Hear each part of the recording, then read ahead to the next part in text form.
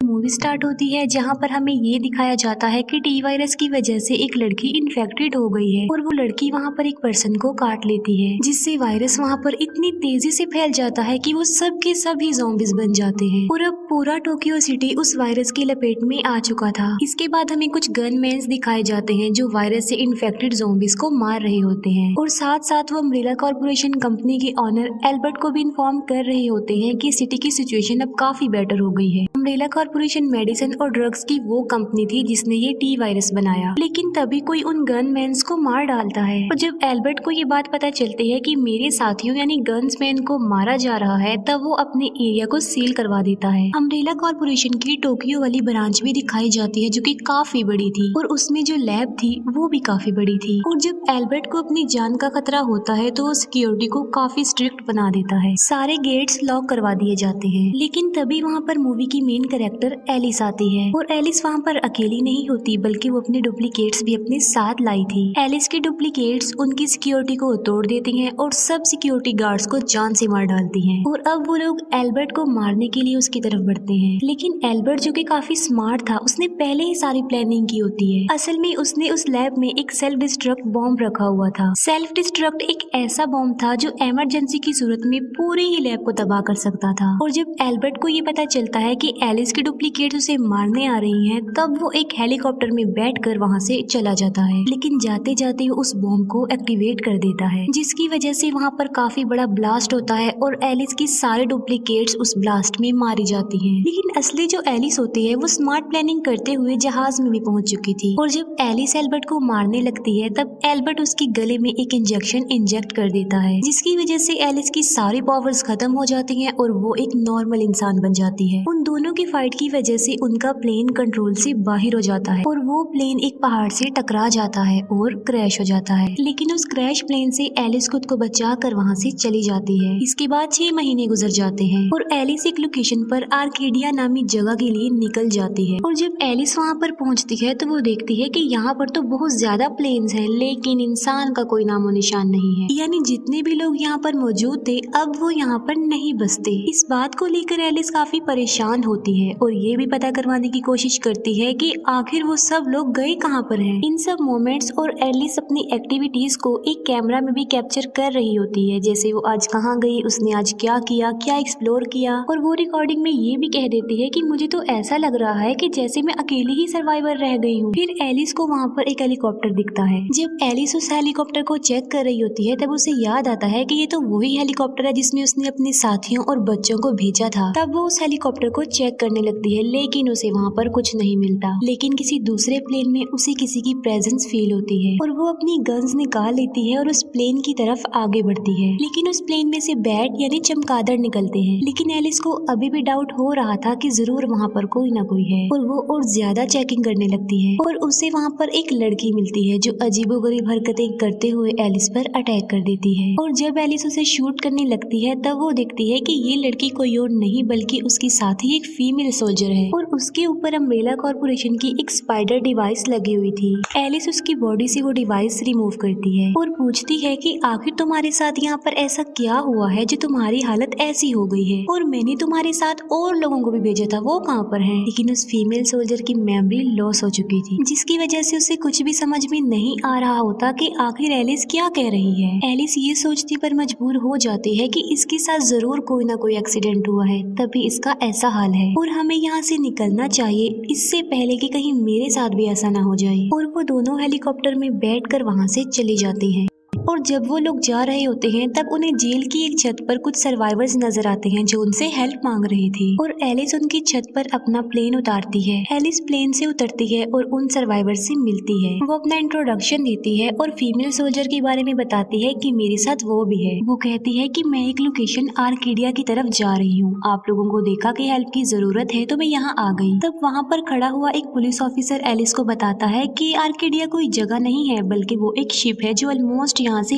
1 kilometre की दूरी पर है। तब एलिस कहती है कि हमारे लिए वहाँ पहुँचना काफी डिफिकल्ट है क्योंकि नीचे काफी ज्यादा ज़ॉम्बीज हैं और उनके बीच से निकलना तो इम्पॉसिबल है। वो लोग एलिस को एक प्रिजनर से मिलवाते हैं। एलिस उस प्रिजनर से मिलती है और पूछती है कि इन लोगों ने तुम्हें प्रिजनर बनाकर क्यों रखा हुआ है, जिस पर वो प्रिजनर जवाब देता है कि मैं इसी जेल का सोल्जर था और मैंने कैदियों को आजाद करवाने की कोशिश की ताकि वो भी ज़ॉम्बीज के खिलाफ लड़ सके, लेकिन उनमें से कुछ कैदी ऐसे थे जिन्हें ये बात अच्छी नहीं लगी और उन्होंने मुझे यहाँ पर कैद कर दिया। लेकिन मैं यहाँ से निकलने का रास्ता भी जानता हूँ और अगर तुम मुझे यहाँ से आजाद कर दोगी तो मैं तुम लोगों को सेफली उस शिप तक पहुँचा सकता हूँ। इतनी ही देर में वहाँ पर एक सर्वाइवर आ जाता है और वो कहता है कि इसकी बातों को इग्नोर करो। एलिस जब वॉशरूम में जाती है तो उस वॉशरूम की सीलिंग तोड़कर एक ज़ॉम्बी वहाँ पर आ जाता है जो कि काफी खतरनाक नजर आ रहा था और वो ज़ॉम्बी उन लोगों पर अटैक कर देता है। लेकिन तभी एलिस अपनी गन निकालकर उसके सर पर शूट कर देती है जिसकी वजह से वो ज़ॉम्बी मर जाता है और उसके अंदर से बहुत सारे कॉइन्स निकलते हैं। ये देखकर वो सर्वाइवर एलिस को कहता है कि तुम तो काफी स्मार्ट हो। तब एलिस उसे अपने वेपन्स दिखाते हुए कहती है कि इन ज़ॉम्बीज को मारना मेरे लिए कोई नई बात नहीं है,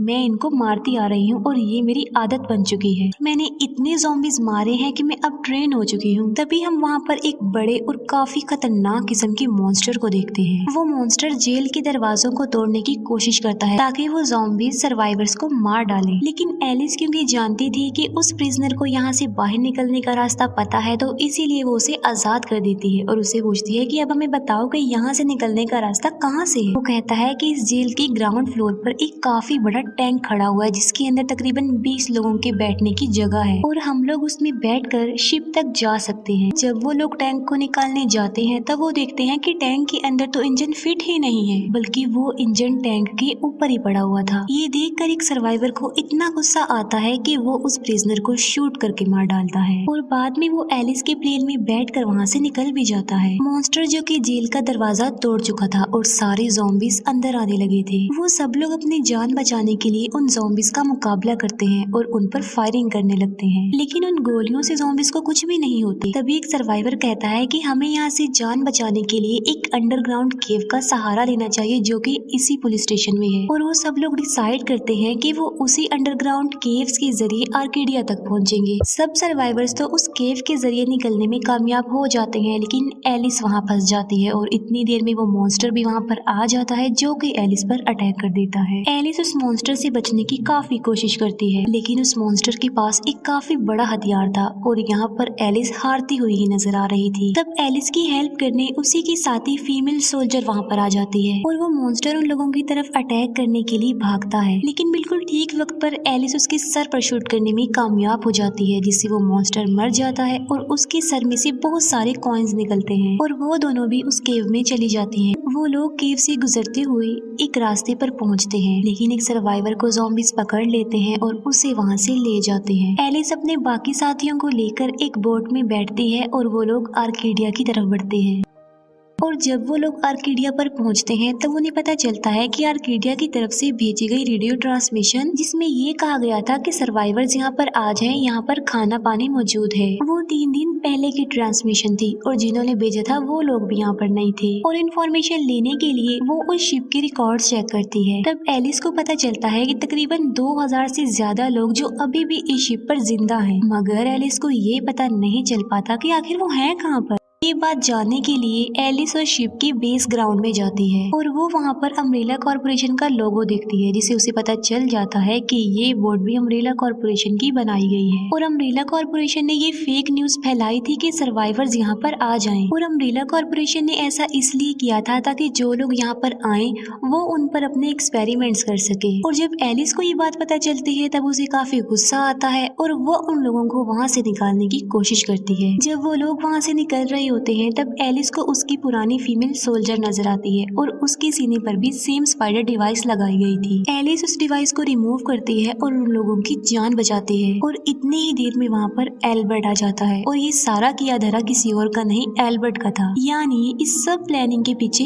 एल्बर्ट का हाथ था। अब यहाँ पर सवाल ये उठता है कि एल्बर्ट का प्लेन तो क्रैश हो गया था तो वो जिंदा कैसे बचा। असल में एल्बर्ट के अंदर भी वो टी वायरस है जो एलिस के अंदर है, जिसकी वजह से वो मरा नहीं था बल्कि वो इस शिप में आ गया और यहाँ पर एलिस और एल्बर्ट के बीच काफी बड़ी फाइट होती है। वो दोनों एक दूसरे से लड़ते हैं और एक दूसरे पर काफी भारी पड़ जाते हैं, लेकिन एलिस एल्बर्ट का सर फोड़ने में कामयाब हो जाती है, जिससे एल्बर्ट की मौत हो जाती है। इतनी ही देर में वहाँ पर एक आदमी आ जाता है और एलिस को पता था कि ये एल्बर्ट के साथ मिला हुआ है और वो उसे वहीं पर बंद करके वहाँ से चली जाती है। एल्बर्ट जो कि ज़ॉम्बी बन के उस आदमी को खा लेता है और खुद को रिजनरेट कर लेता है और एक प्लेन लेकर वहाँ से भागने की कोशिश करता है। यहाँ पर भी उसने सेल्फ डिस्ट्रक्ट बॉम्ब लगाया हुआ था जिससे वो ब्लास्ट करने वाला था, लेकिन इस बार ये बात एलिस को पता चल जाती है। लेकिन एलिस यहाँ पर समझदारी का मुजाहिरा ये करती है कि वो उस सेल्फ डिस्ट्रक्ट बॉम्ब को एल्बर्ट के हेलीकॉप्टर के साथ लगा देती है और एल्बर्ट जब उस बॉम्ब का बटन प्रेस करता है तब उसका हेलीकॉप्टर तबाह हो जाता है। लेकिन एल्बर्ट इस ब्लास्ट से भी बचने में कामयाब हो जाता है, यानी एल्बर्ट अभी भी नहीं मरा होता। और दूसरी तरफ एलिस उन सब लोगों की जान बचा लेती है और वो लोग काफी खुश होते हैं। वो लोग इतने खुश हो जाते हैं और ये समझते हैं कि एलिस ने उनको एक नई जिंदगी दे दी है। एलिस फिर से रेडियो ट्रांसमिशन एक्टिवेट करती है और वो मैसेज भेजती है कि जितने भी लोग सर्वाइवर्स हैं वो आर्केडिया में आ जाएं, हम लोग आपकी हेल्प करेंगे और हम आप लोगों को खाना पीना प्रोवाइड करेंगे। लेकिन तभी वो लोग नोटिस करते हैं कि एलिस की वो ट्रांसमिशन सुनकर बहुत सारे ड्रोन्स वहाँ पर आ जाते हैं और उनकी शिप को चारों तरफ से घेर लेते हैं और ये मूवी यहीं पर ही एंड हो जाती है।